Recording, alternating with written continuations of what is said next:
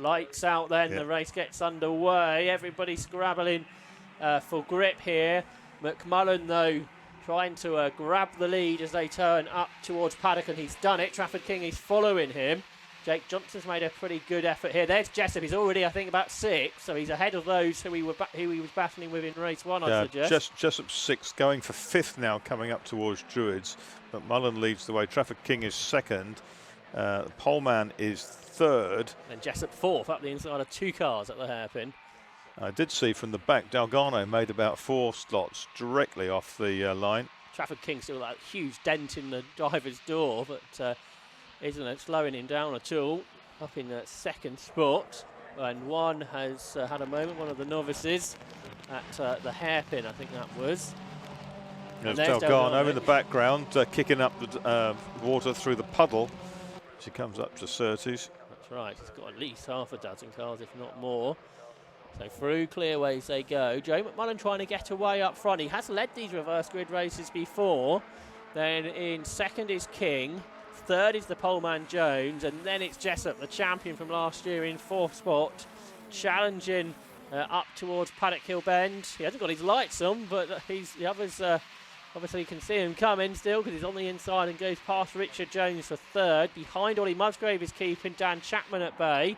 Jones is fighting back on Jessup though. He's not going to let him have that podium position easily, but I think he's there anyway. Then here comes Chapman round the outside of Musgrave for P5. In there as well you've got Don de Graaf, the former Formula Renault and Clio front runner. Down into Graham Hill Bend. De Graaf up the inside of Musgrave. Huge puddle on the inside of Graham Hill Bend, as is tradition here at Brands Hatch. He splashes through that. And it is really Jessup, the main driver on the move in these early laps. Delgado doesn't have a transponder working by the looks of things. Or has disappeared, one of the two. 19th. Oh, he's up there. Yeah, he wasn't there before. He's come in. 19th. Might have got broken when he had that instant earlier. So here comes Chapman now on Richard Jones for what is 4th position. So Dan Chapman's making good progress, but it is Joe McMullen who leads by a 2nd over Trafford King. But it is Jessup who's the fastest driver in 3rd. Then 4th Richard Jones on the wide line into Paddock. He's understeering out, but he stays ahead of Dan Chapman. Then he's got Don de Graaf and Matt Wilkins, so 3 of the quickest drivers this weekend right in his wheel tracks. And Chapman dives up the inside at Druids. And he gets through, and de Graaf is just following Chapman. I think he realises that Chapman's finding the he was going through, and now there's contact. He's got into Jones, and that might have been because Wilkins got into him, so de Graaf and Jones are on the grass. Oh dear, Don de Graaf's not had a great first weekend despite that pole position this morning. 2nd incident he's been involved in, and poor Richard Jones was very much a bystander in all of that as de Graaf and... de Graaf went left across the front of the car and Wilkins. They touched. Yeah, Wilkins, yeah. So they, obviously Wilkins almost won the race. Someone's had a huge moment through McLaren. I thought they'd saved it, but then they had a secondary moment. They still saved it. That's 55 Wayne Flint, a former BMW racer. So he's hasn't done much front-wheel drive racing, but that was a good save. There's 6 tenths between the top 3 as Joe Jessup set the fastest lap and gone down the inside of Joe McMullen. Chapman set the fastest lap. There's 4 for the lead now. So Dan Chapman's done a 107.65, and Trafford King's in front now. So Trafford King leads. I think that's the first time we've had that. So we missed him getting past Joe McMullen, and now Joe Jessup has followed him through. So it's King from Jessup, and here comes Chapman in the background up the inside of McMullen, but can't go free. So the erstwhile leader McMullen is 3rd still. Then Matt Wilkins is 5th. He's the only one that survived that incident. Ollie Musgrave is 6th. Jake Johnson is 7th. Ross Bourman is 8th. Richard Lindsay is 9th. And Adam Parker's come through well into 10th spot. Leaders at clearways. Trafford King is keeping Joe McMullen at bay. I don't think King's won a race before. He's been on the podium though in the past, the 29-year-old. Joe Jessup has won plenty of these races, on his way to win the championship a year ago. And Jessup set a new best lap, and Chapman slots through ahead of McMullen. It's Matt Wilkins now who sets the aimshop.com fastest lap of the race. So 1 minute 7.267, but for the lead of the race, the rain absolutely hammering down on the way up towards Druids. But Jessup had a look, Marcus, but Trafford King blocked him off. He wants this race win. And then had to waft wide out of it, didn't he? Because there wasn't much grip there.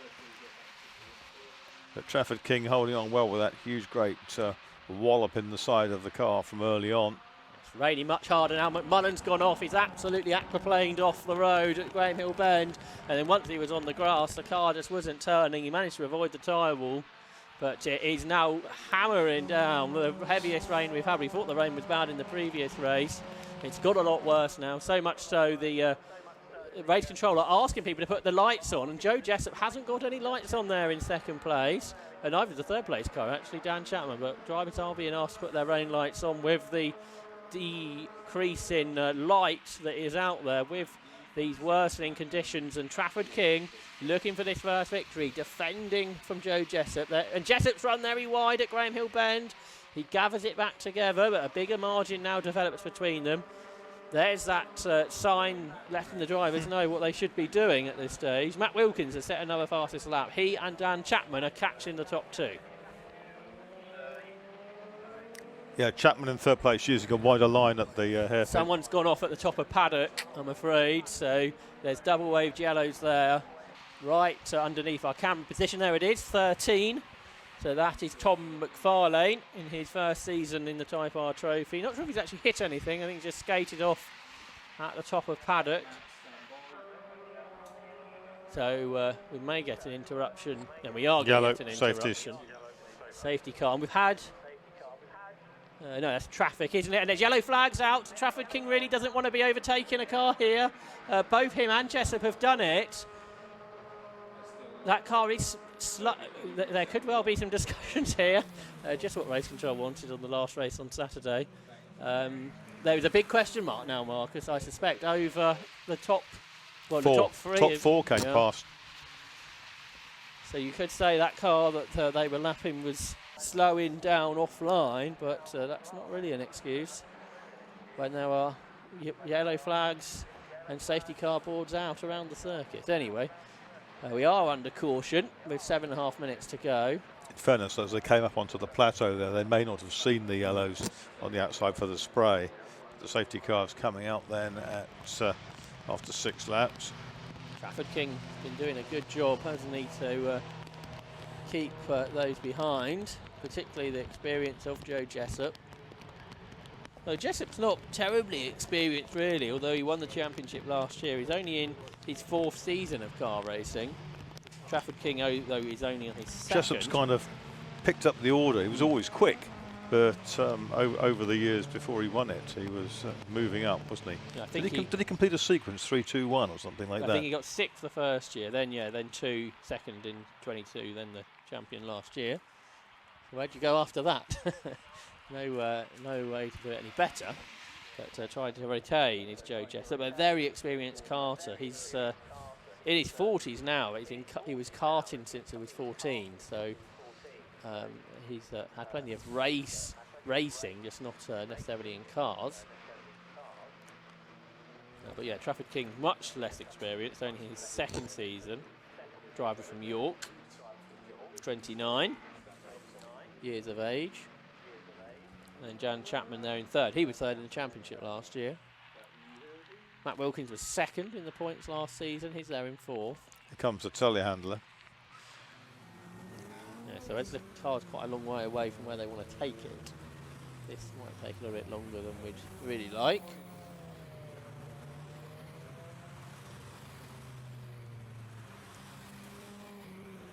But quite spectacular, really, wasn't it? Everyone splashing through the puddles around the course. Now, if this rain is set in for the rest of the evening and tomorrow morning, which I think is what the forecast suggests, it's going to be very wet tomorrow, come 10 o'clock and qualifying. Those of you here at the circuit are returning tomorrow. We have 3 qualifying sessions from 10 o'clock. The Toyota MR2 Championship, the Gadshocks 116 Trophy, and the Race Parts Historic 750 Formula Series. And then the live broadcasts with TV and the 750 Motor Club TV coverage and Alpha Live will begin just after 11 o'clock for the first of 11 races tomorrow. 10 sprints and that one 90-minute enduro. So if you're watching at home, we hope you can join us again tomorrow.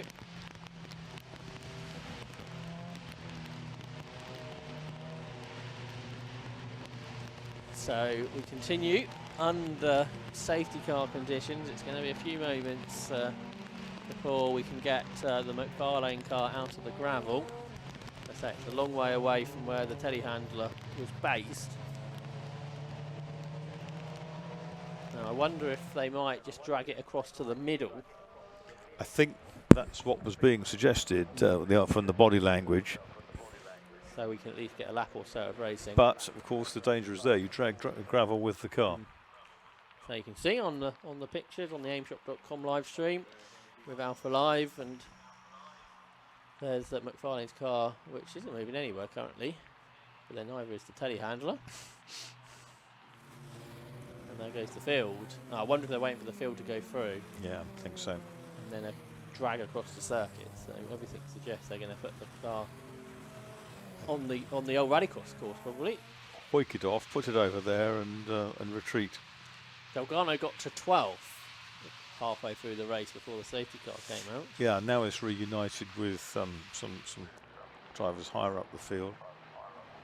The car ahead of him, Luke Emmons, is having his first ever meeting today, so he's going well. The 43-year-old electrician from Portsmouth. Said he's only done a few track days before joining the championship this year. He's in a car that was built by Area Motorsport. But Luke Emmons having a good first outing, just outside the top 10. I think everybody ahead of him has raced before. You can hear on our sound effects mics the rain is lashing down. It's absolutely horrid. It's not really great conditions to be driving on the M25, let alone in a race situation that we have been under before this safety car period.